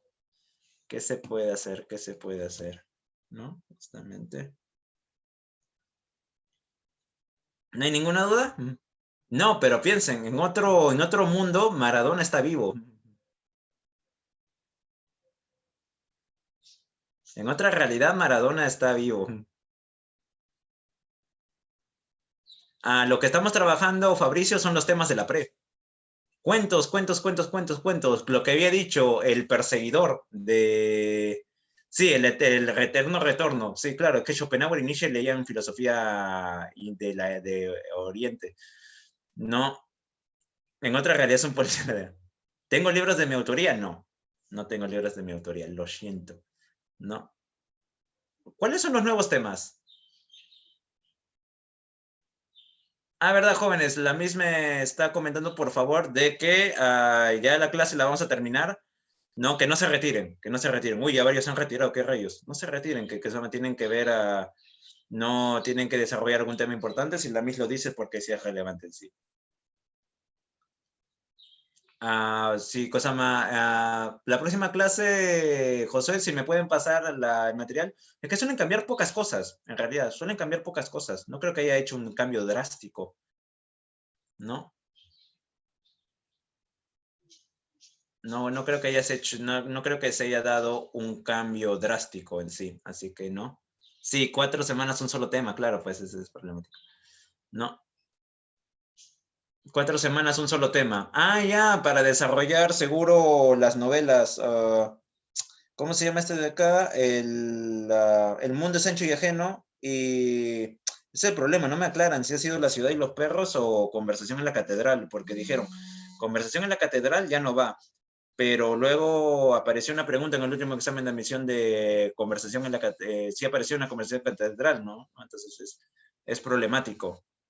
Sí, vamos a tratar de ver eso. Sí, muy triste, muy triste, muy triste. ¿No? Hay algunas cuestiones, ¿no?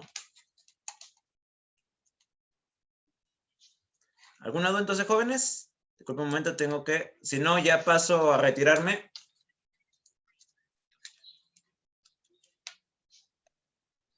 ¿No? Paso a retirarme. ¿Cuántas de mi autoría? No. Pero ahora sí, lo último que tengo que decir nomás. No, antes de... Voy a dejar todo en silencio y apagar el video para que ustedes puedan hablar con su Miss. Lo último que recomiendo, a ver, los cuentos de El llano en llamas de Juan Rulfo son muy buenos. Por ejemplo, Diles que no me maten. No, Diles que no me maten es un cuento muy bueno. Déjeme ver qué era aquel libro, qué cuentos me acuerdo de ello. El perseguidor de Cortázar. El perseguidor de Cortázar, ¿no? Que es magnífico. Nos han dado la tierra también. Diles que no me maten es muy bueno. Y no oyes ladrar a los perros también. Bueno, todo lo que sea Rolfo es bueno, ¿no? Ahora sí, me voy.